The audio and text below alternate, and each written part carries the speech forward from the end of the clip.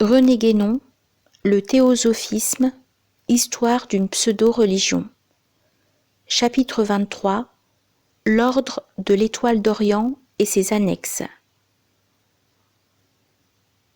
Faut-il croire que les chefs de la société théosophique, découragés par les insuccès que nous avons relatés, ont fini par renoncer à leurs entreprises messianiques ?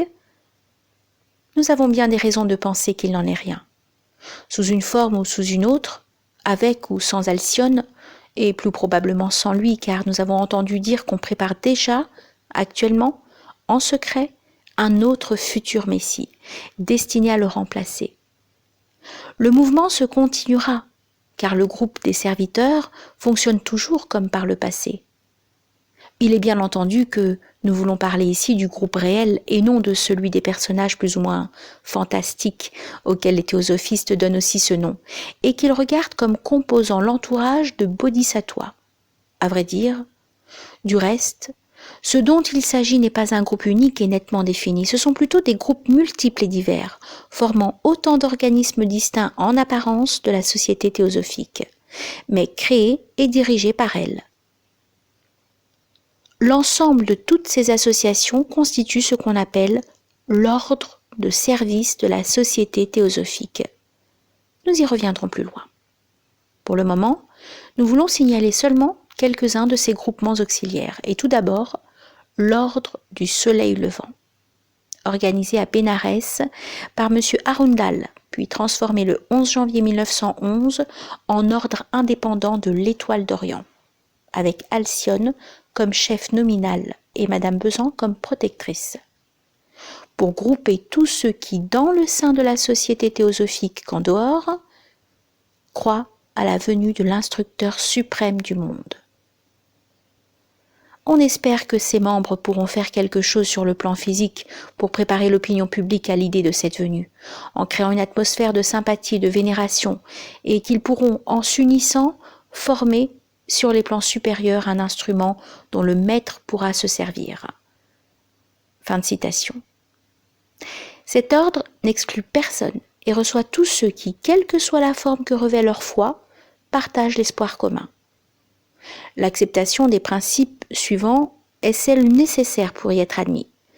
Deux points, ouvrez les guillemets. Premièrement, nous croyons qu'un grand instructeur fera prochainement son apparition dans le monde, et nous voulons faire en sorte de régler notre vie pour être dignes de le reconnaître lorsqu'il viendra. Deuxièmement, nous essaierons donc de l'avoir toujours présent à l'esprit et de faire en son nom, et par conséquent le mieux que nous pourrons, tout travail qui fera partie de nos occupations journalières. Troisièmement, autant que nos devoirs habituels nous le permettront, nous nous efforcerons de consacrer chaque jour une partie de notre temps à quelque travail défini qui puisse servir à préparer sa venue. Quatrièmement, nous nous efforcerons de faire du dévouement, de la persévérance et de la douceur les caractéristiques dominantes de notre vie journalière. Cinquièmement, nous nous efforcerons de commencer et de terminer chaque journée par une courte sentence destinée à lui demander sa bénédiction sur tout ce que nous essayons de faire pour lui et en son nom. Sixièmement, nous essaierons, le considérant comme notre principal devoir, de reconnaître et de vénérer la grandeur sans distinction de personne et de coopérer autant que possible avec ceux que nous sentons être spirituellement nos supérieurs. Fermez les guillemets. Sur les rapports de l'ordre avec la société théosophique, voici ce que disait M. Leadbeater en présence d'Alcyone, à une réunion de la section italienne à Gênes. Deux points, ouvrez les guillemets. Tandis que la société théosophique demande de reconnaître la fraternité humaine, l'ordre de l'Étoile d'Orient commande la croyance dans la venue d'un grand maître et la soumission à ces 6 principes. D'autre part, on peut admettre les principes et les préceptes de l'ordre sans accepter tous les enseignements de la société théosophique.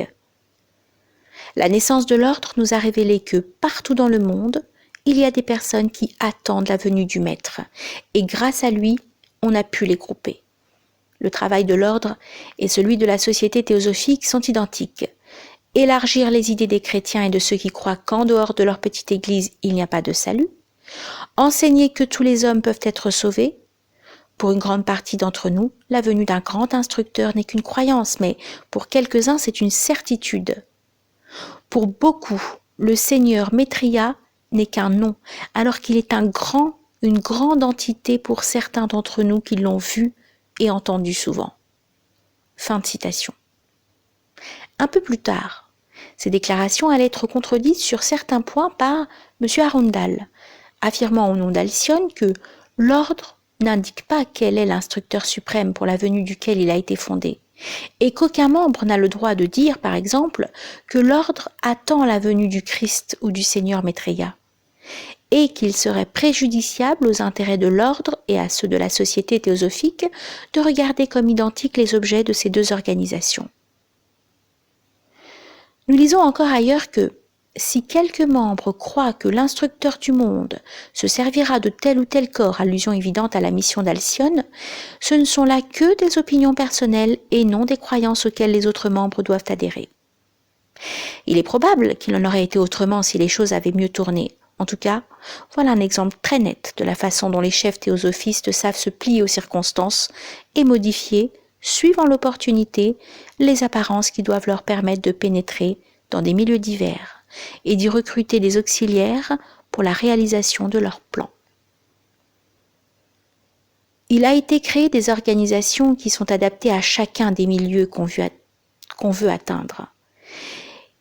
Il en est aussi qui s'adressent spécialement à la jeunesse et même à l'enfance. C'est ainsi que fut fondée, à côté de l'Étoile d'Orient, une autre association dite des serviteurs de l'Étoile, ayant pour protecteur Krishnamurti et pour chef Nityananda. Ouvrez les guillemets. Tous les membres de cet ordre, à l'exception des membres honoraires, doivent être âgés de moins de 21 ans et le plus jeune enfant qui désire servir peut en faire partie. Antérieurement, il existait déjà deux autres organisations du même genre, la Chaîne d'Or et la Table Ronde. La Chaîne d'Or est un groupement d'entraînement spirituel où les enfants sont admis à partir de 7 ans et dont le but, du moins le but avoué, est exprimé dans la formule que les membres doivent répéter tous les matins. Ouvrez les guillemets. Je suis un chaînon d'or de la chaîne d'amour qui enserre le monde. Il faut que je reste fort et brillant. Je veux tâcher d'être doux et bon pour toute créature vivante, de protéger et d'aider tous ceux qui sont plus faibles que moi, et j'essaierai de n'avoir que des pensées pures et belles, de ne prononcer que des paroles pures et belles, de n'accomplir que des actions pures et belles. Puissent tous les chaînons devenir brillants et forts. Fermez les guillemets. Ce but apparaît comme à peu près identique à celui des ligues de bonté, Bands of Mercy, originaire d'Amérique et introduite en Europe par M. Jérôme Périnet de Genève. Ces ligues sont d'inspiration manifestement protestante et leurs jeunes adhérents doivent signer cette formule. Ouvrez les guillemets. Je veux m'efforcer non seulement d'être bon pour toutes les créatures vivantes, mais d'empêcher qui que ce soit de les molester ou de les nuire, ou de leur nuire. Fermez les guillemets. On espère, dit-on, que cet engagement d'honneur, cette initiation à la valeur du serment, élèvera très vite l'enfant à la dignité d'homme. C'est ce que prétendent aussi les promoteurs du scoutisme, autre institution non moins pénétrée de l'esprit protestant et qui, née en Angleterre, n'est pas sans rapport avec le mouvement théosophiste.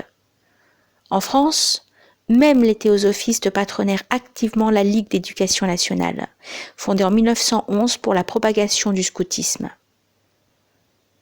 S'il n'est pas ouvertement question de la venue du grand instructeur dans la Chaîne d'Or, il n'en est pas de même dans la Table Ronde, dont on peut faire partie comme associé à partir de 13 ans, comme compagnon à partir de 15 ans et comme chevalier à partir de 21 ans.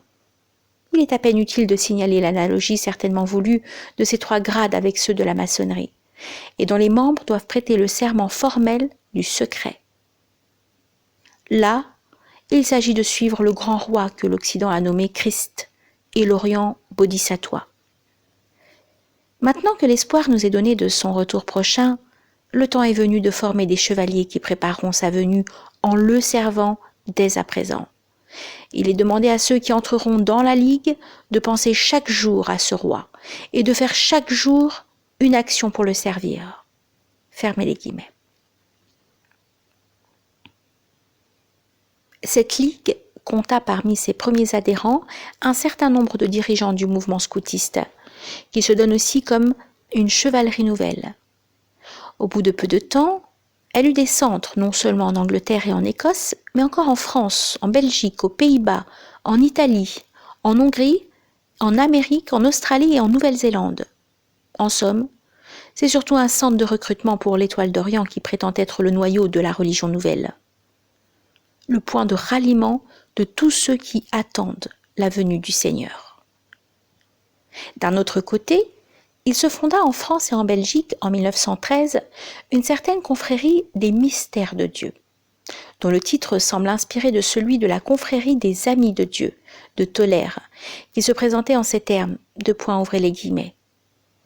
Tous les lecteurs du christianisme ésotérique et de quelques-uns des ouvrages de M. Mead sont familiarisés à l'idée des mystères chrétiens. Une vive espérance largement répandue chez quelques étudiants est que les mystères pourront être restaurés d'une manière que nous ne saurions prévoir, et qu'ainsi sera comblé un besoin profondément senti dans l'Église chrétienne. Dans cette espérance, et avec la conviction que les temps sont venus, la confrérie des mystères de Dieu a été fondée avec ces deux buts. Premièrement, rassembler en un seul corps, liés ensemble par des promesses solennelles de service et de fraternité, ceux des chrétiens qui, dans une humble attitude d'attente, pour être employés comme il le jugera bon, veulent consacrer leur vie au service du Christ, et veulent vivre, étudier, prier et travailler dans l'espérance que les mystères seront restaurés. Deuxièmement, l'étude en commun du mysticisme chrétien, des légendes et des traditions mystiques, ainsi que des allusions éparses se rapportant au mystère chrétien. Il doit être spécifié que le premier but de la confrérie est basé sur la prochaine venue du Seigneur et implique la croyance en cette venue. Il est à espérer que les nombreux chrétiens de l'ordre de l'Étoile d'Orient, intéressés dans le cérémonial et le symbolisme, se joindront à la confrérie et trouveront dans sa ligne de travail une occasion définie d'aider à préparer son chemin et à aplanir ses voies. Enfin, sans doute pour faire concurrence à l'organisation rosicrucienne du Dr Steiner, entré dans une toute autre direction, il fut créé un nouveau temple de la Rose-Croix, ayant pour objet l'étude des mystères du rosicrucianisme, de la Kabbale, de l'astrologie, de la franc-maçonnerie, du symbolisme, du cérémonial chrétien et des traditions occultes qui se rencontrent en Occident. Fermez les guillemets. Il y a là un certain nombre de choses passablement disparates. On ne voit pas très bien, par exemple, ce que vient y faire l'astrologie.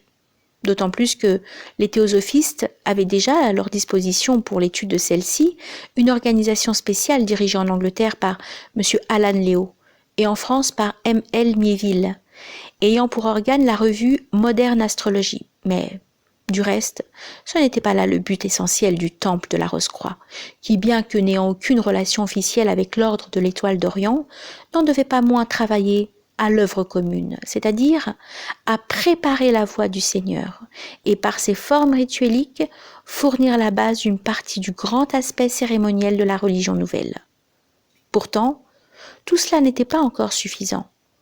Pour donner un corps à cette religion nouvelle, les chefs de la société théosophique voulaient avoir à leur disposition une église véritable, revêtue officiellement d'une dénomination chrétienne, voire même catholique, et c'est comme nous allons le voir maintenant, ce qui fut fait en ces dernières années.